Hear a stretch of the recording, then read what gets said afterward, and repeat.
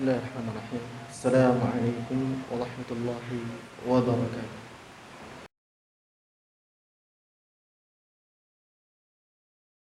Innal hamdalillah nahmaduhu wa nasta'inuhu wa nastaghfiruh wa na'udzu billahi min shururi anfusina wa sayyiati a'malina man yahdihillahu fala mudilla lahu wa man yudlil fala hadiya lahu. أشهد أن لا إله إلا الله وحده لا شريك له وأشهد أن محمدا عبده ورسوله لا نبي ولا رسول بعده. قال جل جلاله في كتابه الكريم بعد أعوذ بالله من الشيطان الرجيم يا أيها الذين آمنوا اتقوا الله حق تقاته ولا تموتن إلا وأنتم مسلمون. وقال يا أيها الناس اتقوا ربكم الذي خلقكم من نفس واحدة وخلق منها زوجها وبث منهما رجالا كثيرا ونساء واتقوا الله الذي تساءلون به والأرحام إن الله كان عليكم رقيبا. وقال يا أيها الذين آمنوا اتقوا الله وقولوا قولا سديدا يصلح لكم أعمالكم ويغفر لكم ذنوبكم ومن يطع الله ورسوله فقد فاز فوزا عظيما. فإن أصدق الحديث كتاب الله وخير الهدي هدي محمد صلى الله عليه وسلم وشر الأمور محدثاتها فإن كل محدثة بدعة وكل بدعة ضلالة وكل ضلالة في النار. نسأل الله السلامة والعافية. عباد الله, sedang Jumat, a'azzakumullah. Rabb kita Allah Azza wa Jalla berfirman, hal unabbi'ukum ala man tanazzalu syayatin tanazzalu ala kulli affakin athim. Apakah Anda mau kami beritakan kepada siapa setan-setan itu turun? Mereka turun pada tiap-tiap pendusta lagi yang banyak dosa. Quran surah Asy-Syu'ara al-ayah 221 sampai dengan 222. Setan telah membuat pasukannya di muka bumi dari kalangan para penyihir dan dukun. Mereka adalah yang memainkan peranan kekufuran.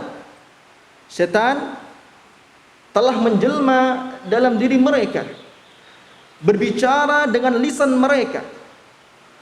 Oleh karena itu kita melihat setan lebih cenderung pada jiwa-jiwa seseorang yang mempelajari ilmu perdukunan dan sihir ini. Kenapa? Karena mereka telah berbaur dengan kejelekan syaitan dan ridho kepada syaitan. Mereka merelakan diri mereka terjebak dalam kubangan kesesatan. Mereka membiarkan diri mereka terjatuh dalam dosa dan kesyirikan.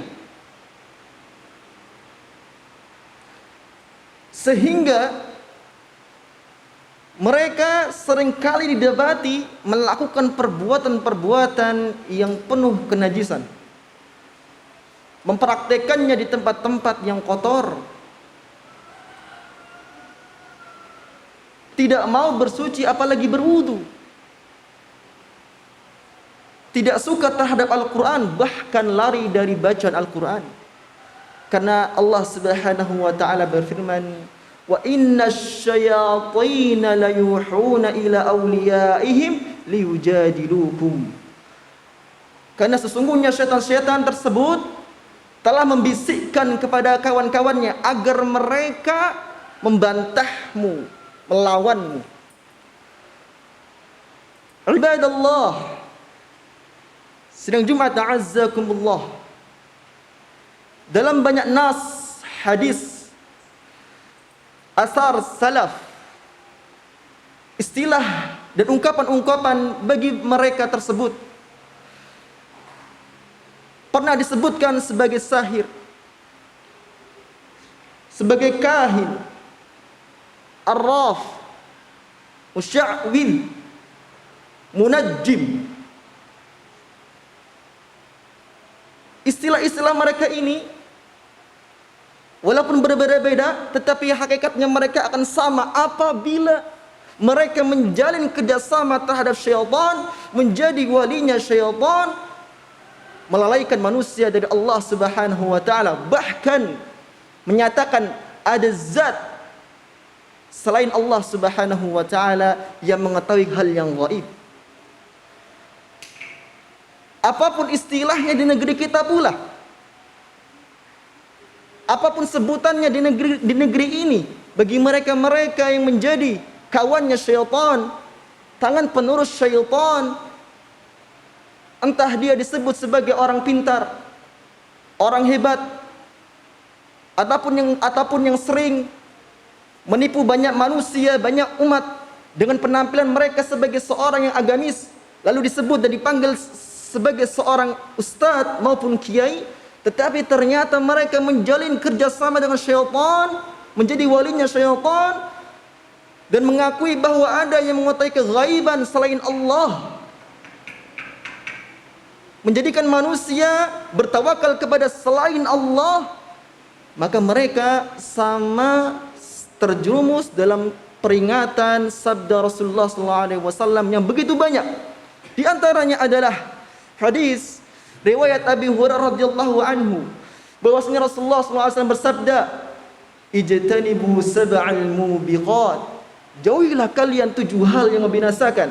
Maka para sahabat bertanya, qalu wa ma hunna ya Rasulullah? Lantas apa 7 hal yang membinasakan tersebut ya Rasulullah? Maka dijawab oleh Rasulullah SAW, asyirku billah was-sihr. Syirik kepada Allah, dan selanjutnya as-sihr.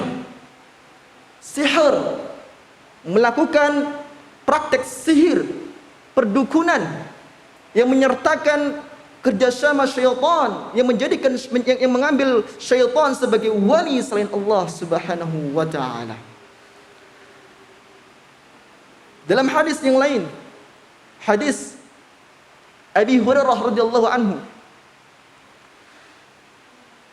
dari sahabat Abi Hurairah radhiyallahu anhu, riwayat Imam Ahmad dalam musnadnya, man ata kahinan aw arrafan fasa'alahu fasaddaqahu bima yaqul faqad kafara bima unzila ala Muhammad.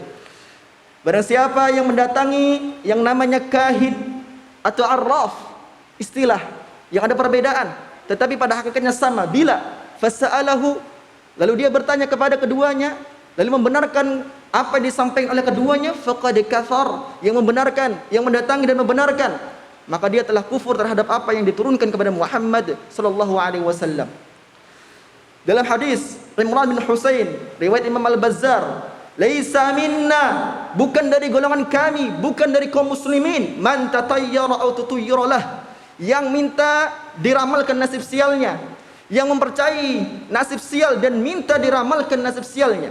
Wa man takahhana aw tukuhina lah, yang minta atau yang melakukan praktek dukun atau yang didukuni, yang minta ditemukan kepada dukun.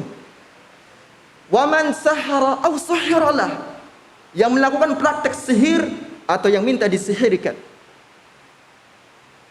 Dalam riwayat yang lain disebutkan, man sahar faqad asyrak wa man ta'allaqa syai'an wukila ilaih. Barang siapa yang melakukan praktek sihir telah jatuh kepada kesyirikan, dosa yang besar. Ibadallah, sidang Jumat rahimakumullah. Lantas bagaimana jika cuma mendatangi saja, hanya ingin tahu dan tidak mempercayainya?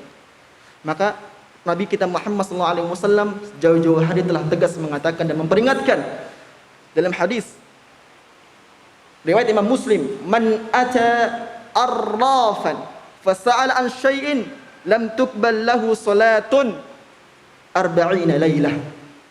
Barang siapa yang mendatangi namanya arraf, dukun, paranormal, maka lalu dia bertanya kepadanya tentang satu hal, sekedar tanya, ingin cari tahu, maka bisa jadi tidak diterima salatnya selama 40 hari. Maka berkata Dokter Tahir, Dokter Adil bin Tahir Al-Muqbil hafizahullah mengatakan tentang masalah hadis man ata arrafan fasa'ala an syai'in lam tuqbal lahu salatun 40 lailah, maka al-hukmu, kata beliau, al-hukmu syar'i wahidun.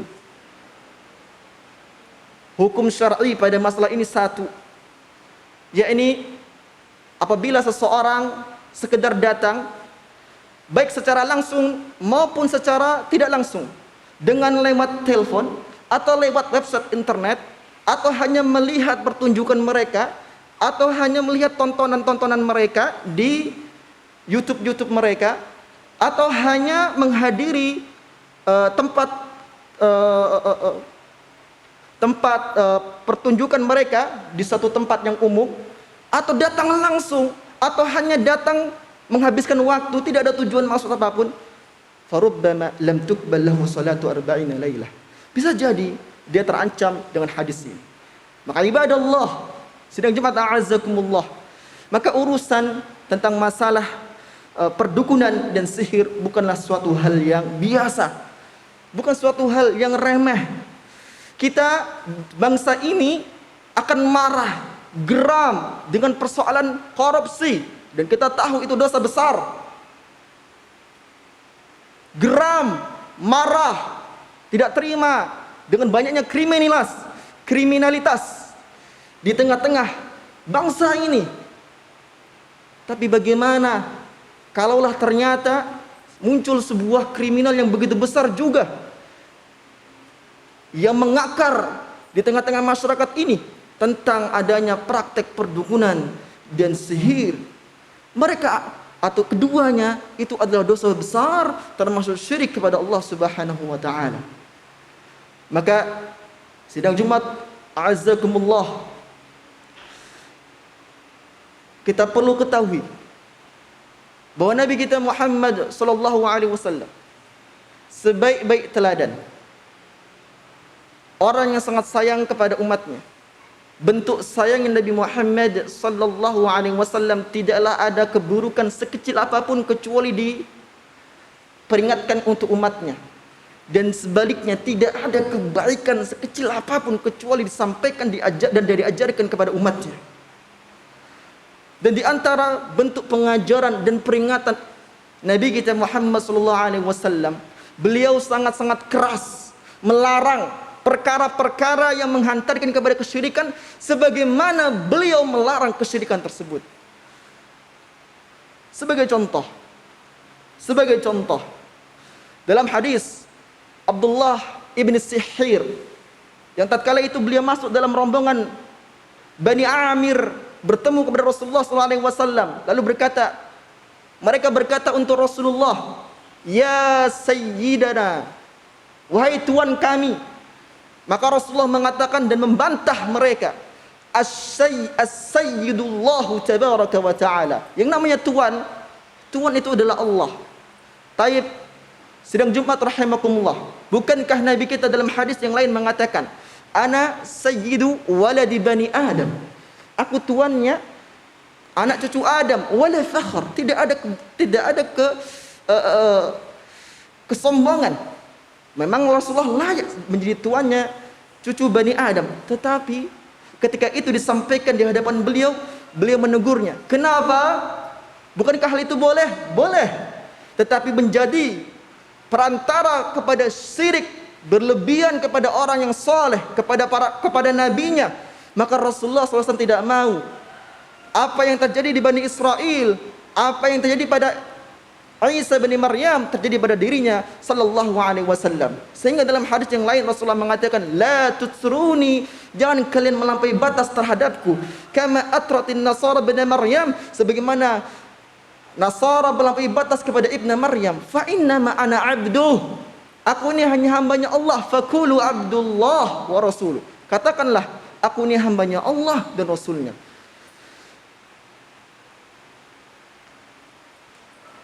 Allahumma a'inna ala hudak wa aslih lana sya'nana kullah.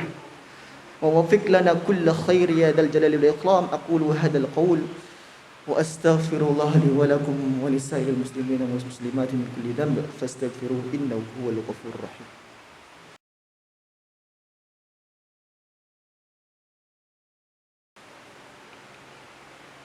الحمد لله عظيم الإحسان وواسع الجود والكرم والامتنان. أشهد أن لا إله إلا الله وحده لا شريك له وأشهد أن محمدا عبده ورسوله صلى الله عليه وسلم وعلى آله وصحبه أجمعين. أما بعد. Ibadallah, sidang Jumat rahimakumullah. Dalam hadis yang lain, hadis riwayat Anas bin Malik radhiyallahu anhu, anna nasan qalu, ada orang-orang yang mengatakan untuk Rasulullah, ya khairana wa ibn khairina, wahai orang terbaik kami dan putra terbaik kami, putra orang terbaik kami. Wa ya sayyidana wa ibn sayyidina, wahai tuan kami dan putra dari tuan kami. Lantas apa jawabannya Rasulullah tatkala mendengar ini? Maka Rasulullah mengatakan, qulu biqaulikum aw ba'di qaulikum wa la yastahwiyannakum syaitan. Ucapkan perkataan yang sewajarnya. Jangan sampai syaitan memelintir perkataan kalian dan membuat kalian terjerumus kepada kesyirikan. Fa innama ana abdullah wa rasuluhu, saya ini adalah hambanya Allah dan Rasulnya. Wa ma uhibbu an tarfa'uni fawqa manzilati allati anzalani Allah, aku tidak suka kalian mengangkat derajatku di atas derajat yang telah Allah berikan kepadaku. Allah. Sebegitu kuat perjuangan Nabi kita untuk mengkarter segala hal yang menjerumuskan kepada kesyirikan. Ditambah lagi, dalam sebuah riwayat bahwasanya Rasulullah pernah mendengar ada seorang yang mengatakan, Masya Allah wa syi'ta, berkat Allah dan engkau nabinya Muhammad sallallahu alaihi wasallam. Faghadiba alaihi salatu wassalam, Rasulullah marah, murka. Maka Rasulullah mengatakan, aja'altani lillahi nidda, apakah kamu akan menjadikan tandingan bagi Allah? Apakah engkau akan menjadikanku tandingan bagi Allah? Faqul, katakan, Masya Allah wahdah, berkat Allah semata. Rasulullah mendengar ada seorang wanita di zaman sahabat mengatakan, Fina ya Rasulullah man ya'lam mada fil ghad, di antara kami ada orang yang mengaku mengetahui apa saja yang akan terjadi besok hari. Maka Rasulullah mengatakan dengan marah, la ya'lamu fi ma ghaddin illallah, tidak ada yang tahu perkara yang akan datang besok kecuali Allah Azza wa Jalla. Bahkan dalam hadis yang lain Rasul mengatakan, la taj'alu qabri 'ida, jangan kalian jadikan kuburanku sebagai 'id. Sebagai 'id. 'Id itu adalah ma ya'udu wa yatakarrar, ka'idil adha wa 'idil fitr. Itu adalah apa yang berulang, yang kembali dan terus berulang. Seperti halnya sebuah ritual apa yang terjadi pada Idul Adha dan Idul Fitri. Jadi jangan jadikan ziarah kubur Rasulullah mirip seperti berulangnya Idul Adha dan Idul Fitri. Itu Rasulullah larang. Padahal jelas-jelas dalam firman-Nya Rasulullah mengatakan, kuntu nahaitukum an ziyaratil kubur, dulu aku melarang kalian untuk menziarahi kubur, tapi sekarang fazuruha, kunjungi, ziarahi. Bahkan Rasulullah mengatakan, zawwirul kubur, kunjungi kubur, kunjungi kuburan. Fa innaha tudzakkirul maut, tetapi batasannya adalah untuk mengingat kematian, bukan yang lainnya. Artinya berziarah ke kuburan Rasulullah mulia daripada ziarah kuburan orang-orang selain Rasulullah SAW. Tetapi dengan itu beliau memberikan batasan. Jangan kalian menjadikan ziarah ke kuburan atau makamku sebagai Id, sesuatu yang ada perayaannya dan terus berulang sebagaimana Idul Adha, Idul Fitri. Kenapa? Bukankah beliau pantas? Pantas. Tetapi kenapa? Saddan bidzari'ah, menutup celah untuk terjadinya kesyirikan. Begitulah penjagaan Rasulullah SAW. Lantas bagaimana bila Rasulullah baginda Muhammad sallallahu alaihi wasallam melihat fenomena pada hari ini? Negeri kita ada deklarasi tentang persatuan dukun Nusantara. Ini luar biasa beratnya cobaan bagi muslimin Indonesia. Seandainya deklarasi tersebut sebagai sebuah wadah yang sifatnya hanya untuk menegakkan keadilan dan menghilangkan kezaliman, maka hendaknya dia menggunakan wadah-wadah yang lebih baik daripada sekedar dukun atau sihir. Seandainya hanya sebagai wadah pengobatan, maka hendaknya dia mengedepankan pengobatan nabawi yang syar'i, yang sesuai dengan hadis Rasulullah SAW. Maka tidaklah lepas dari deklarasi tersebut antara kesyirikan atau kebid'ahan yang terjadi, dan semuanya adalah sebuah ujian bagi kaum muslimin Indonesia. Maka ma'asyiral muslimin, sidang Jumat a'azzakumullah, sebagai umat yang kembali kepada petunjuk Nabi Muhammad SAW, tegakkan bagaimana, hidupkan bagaimana, amalkan bagaimana Rasulullah menjaga kemurnian tauhid ini. Sampai dengan perkara-perkara yang menjerumuskan, walaupun belum terjadi kesyirikan, tetapi bisa memungkinkan menghantarkan kepada kesyirikan, Rasulullah SAW larang, saudaraku, tinggalkan, sudahi. Semoga kita semua dimudahkan oleh Allah Subhanahu wa taala untuk meneladani Rasulullah SAW dalam membumikan tauhid di negeri kita tercinta ini. Ala sallu wa sallimu ra'aikumullah ala nabiyina Muhammadin sallallahu alaihi wasallam kama amara Allah bidzalika fi kitabihil karim. Innallaha wa malaikatahu yusalluna 'alan nabi ya ayyuhalladzina amanu sallu 'alaihi wa sallimu taslima. Allahumma salli 'ala Muhammad wa 'ala ali Muhammad kama shallaita 'ala Ibrahim wa 'ala ali Ibrahim innaka Hamidum Majid. اللهم بارك على محمد وعلى آل محمد كما باركت على إبراهيم وعلى آل إبراهيم إنك حميد مجيد. اللهم أعز الإسلام والمسلمين وأذل الشرك والمشركين ودمر أعداء الدين واحمي حوزة الدين يا رب العالمين. اللهم آمنا في أوطاننا وأصلح ولاة أمورنا يا رب العالمين. اللهم آت نفوسنا تقواها وزكها وأنت خير من زكاها أنت وليها ومولاها. اللهم أصلح ذات بيننا وألف بين قلوبنا واهدنا سبل السلام وأخرجنا من الظلمات إلى النور وبارك لنا في أسماعنا وأبصارنا وأزواجنا وذرياتنا وأموالنا وأوقاتنا واجعلنا مباركين أينما كنا. اللهم اغفر للمسلمين والمسلمات والمؤمنين والمؤمنات الأحياء منهم والأموات إنك سميع قريب مجيب دعوات ويا قاضي الحاجات.